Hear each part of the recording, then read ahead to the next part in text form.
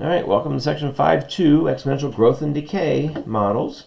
We're going to be working with radioactive half-lives, decaying models. We're looking at population growth, some money growth or decay, and then also we'll be eventually looking at Newton's law of cooling, kind of the crux of what we're doing these problems for. So from pre-calculus, we've done our half-life and radioactive decay models. So today should be a lot of review, shouldn't be miserable for us getting into today's problems. A couple of things to remember from pre-calculus there though. Our formula for anything that grows exponentially is y equals ce to the kt, where k is our constant. It's either our decay constant or our growth constant. If k is greater than 0, then we have a growth, and if k is less than 0, we have a decay, which should make sense to us. If we look at an exponential, say e to the x, e to the x looks something like this. And if it's e to the k, where k would be negative, e to the negative x would look something like this. So this would be a growth, this would be a positive k value, this here would be a negative k value. C is always going to be our initial amount that we start with, and y is our final amount. If we're working with money, I've thrown that on here as well, then A is going to equal PE to the RT. Recall from pre-calculus, we have to find that k value first. So we have to figure out what is that growth rate or that decay rate. Once we have that, then we can rewrite the equation with that k value and solve the problem. So a lot of these problems are two-step equations or two-step problems. So let's go ahead and look at carbon-14. This is one that we've talked about quite extensively. And remember, carbon-14, we don't know exactly what the half-life is. Some say 5715, which is what this book uses. I've seen it at 5730, 5740. So it kind of depends on the book. Depends on what you use. This book will use 5715 though.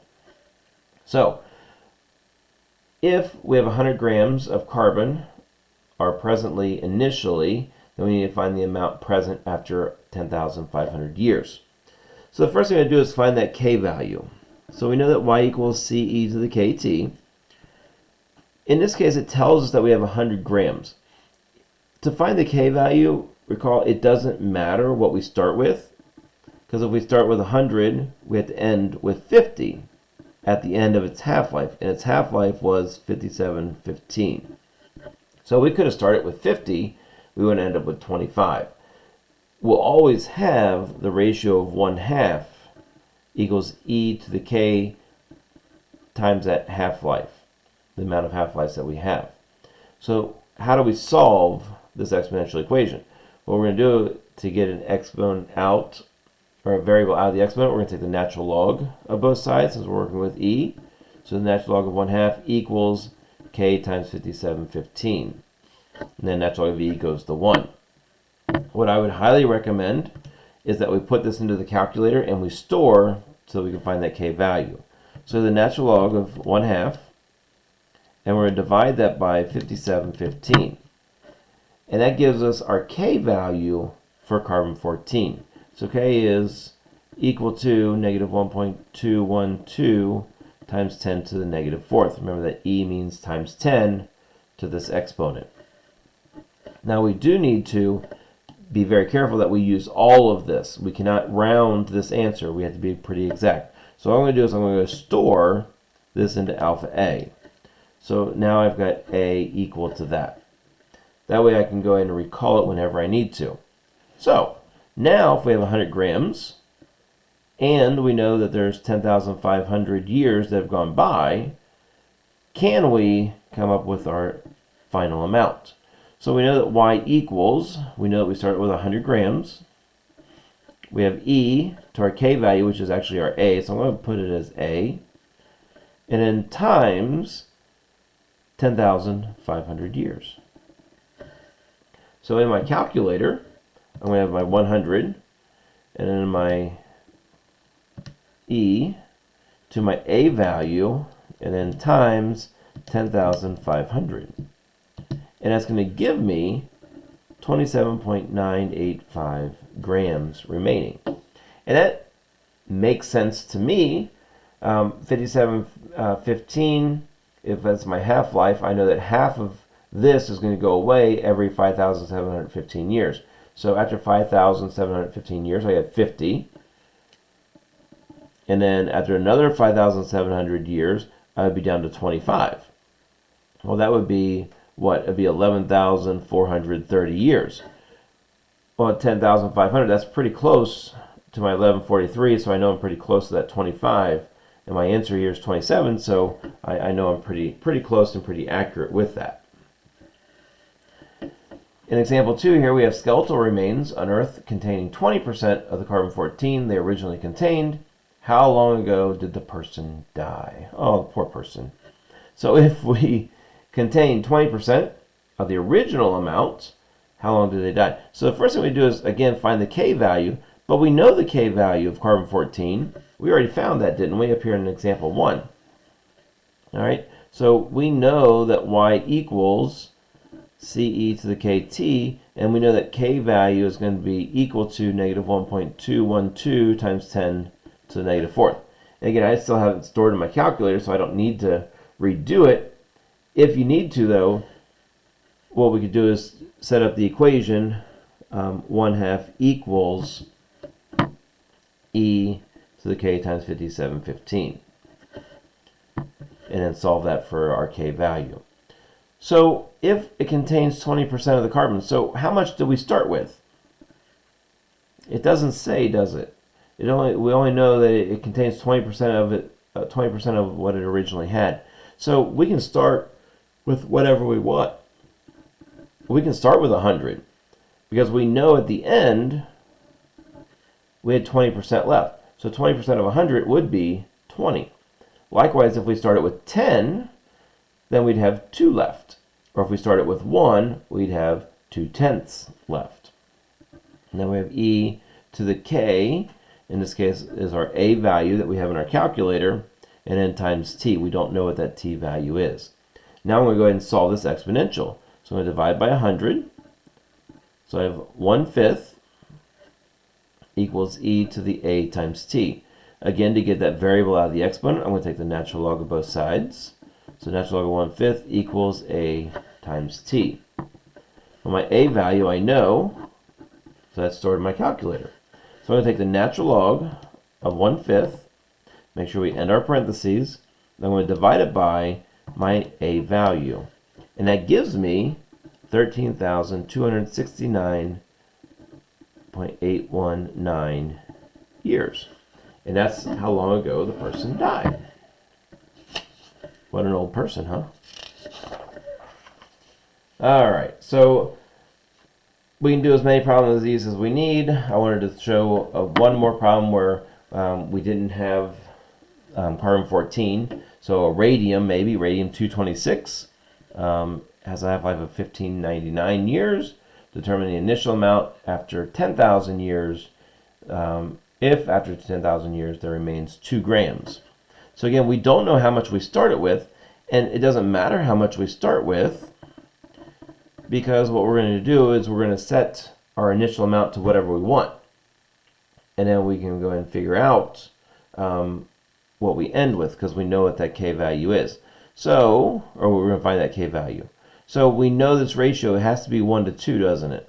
So if we start with 2 units, then I have to end with 1 after my half-life of 1,599 years.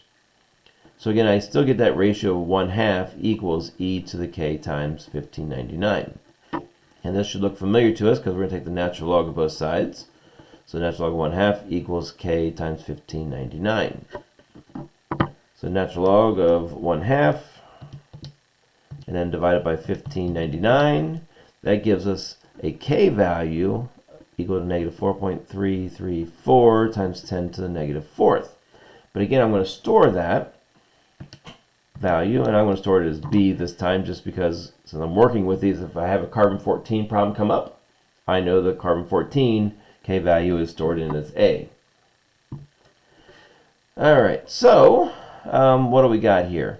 So we know that we have 2 grams remaining, so I'm going to end with 2. I don't know what I started with, but I know that 10,000 years has gone by. So I have 10,000 times my B value. Can I solve for C? And of course we can. All we do is divide by e to the 10,000 B's. So I take 2 and divide it by my e to the 10,000 times alpha b. It's going to give me, well, I started with 152.631 grams. Again, remember, we want to go out to 3 decimal places and 3 accurate decimal places. Even if we're off 1/1000th of a point, they will take off all of our points. All right. Determine the amount of money in an account if $1,000 is invested 10 years at 6% compounded continuously. So there we don't need our K value because I know that it's at 6%. So they already give us that K value. We don't have to find it. So we know that y equals, I don't know why I put A, y equals CE to the KT. We're putting in $1,000. Our K value is 0.06, and we're putting it in for 10 years. This should look very similar to A equals PE to the RT. Probably why I start with the A there anyway. So if I put in 1,000, and then our E, 0.06 times 10, that's just going to be 0.6, isn't it? So I'm going to end up with 1,822.11. Since we're working with money, 0.12. And this is the only time actually that we can get away with 2 decimal places is when we're talking about money, because it makes sense. All right, last one. I want to find an equation, exponential equation, that passes through the points 1, 1 and 5, 5. So what do we know? We know it's an exponential, so y equals CE to the KT. I know my x value and my y value, which in this case our variables are t and y. So we'd have t, y in both of those. So what we're going to have to first do is find that k and c value. We have too many variables at this point, but we know these 2 points as well. We know 1, 1 and we know 5, 5. So I set up those equations by plugging in what I know. I know that 1 equals CE to the k times 1, which is k. And I know that 5 has to equal CE to the 5k. Now I have 2 equations and 2 variables. I can go ahead and solve for those 2 variables doing a substitution. So what I'm going to do is come over here and I'm going to solve for one of my variables. And it's probably easier to solve for c if I divide by e to the k. So I know that 1 over e to the k has to equal c. If I plug that back in over here, do a substitution, and that 1 over e to the k times e to the 5k has to equal 5. Solving here, I have e to the 5k divided by e to the k, which is e to the 4k. Solving for k, I can take the natural log of both sides, so the natural log of 5 equals 4k, and divide by 4. So I have the natural log of 5, and my parentheses divided by 4, and that's going to give me a k value of 0.402.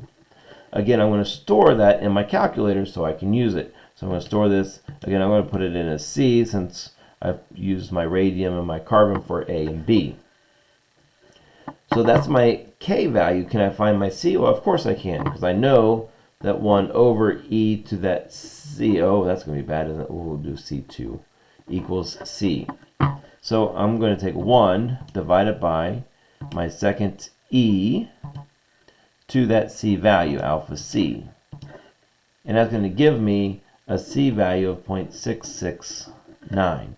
So my equation is going to be y equals 0.669, 8 or 9, e to the 0.402 t. And that's going to be the equation that I'm going to have. So that gives you an idea, or gives you kind of a review of what we did back in pre-calculus, and in order to be able to solve exponential growth and decay model problems. Good luck, enjoy, and have fun.